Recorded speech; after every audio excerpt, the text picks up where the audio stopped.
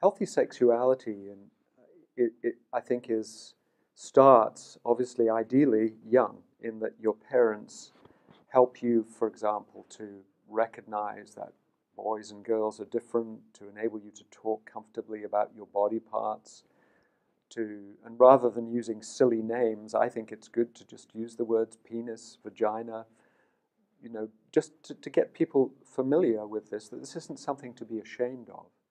And that as they grow, as they enter puberty, for parents to be able to talk comfortably about the changes that will occur. And it's not that it's normal for a boy to feel attracted as he sees the changes in his body, as he feels the effect of the huge testosterone surge. You will be attracted to girls, and that's a wonderful thing. God has given you a gift of being different sexes, but you have to learn to control those desires, those temptations, and not give in to them. And so there's the element of education early on, and many men and women who have got into pornography have never had that. No one has ever talked to them about sex. They've learned about sex from pornography.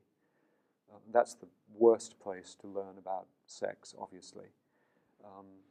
And then so when people have been addicted, part of the process of healing is learning healthy sexuality.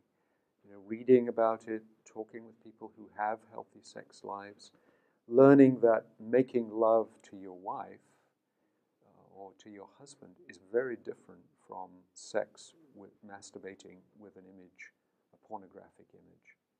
There's a whole different quality to it.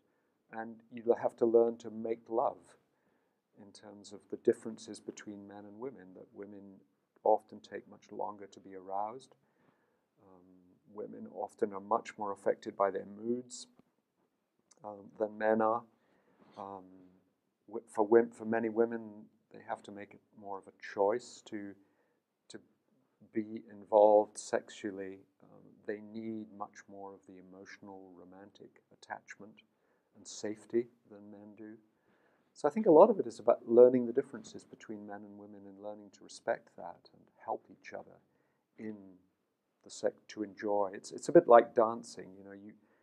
You learn to dance and you tread on each other's feet and you mess it all up, and only after you've been married for 30 or 40 years do you actually know each other well enough to begin to have a really good sex life. And so many couples find that some of the best years are in, after their kids have left home and they're alone again, and now their bodies, a man's body has slowed down a bit.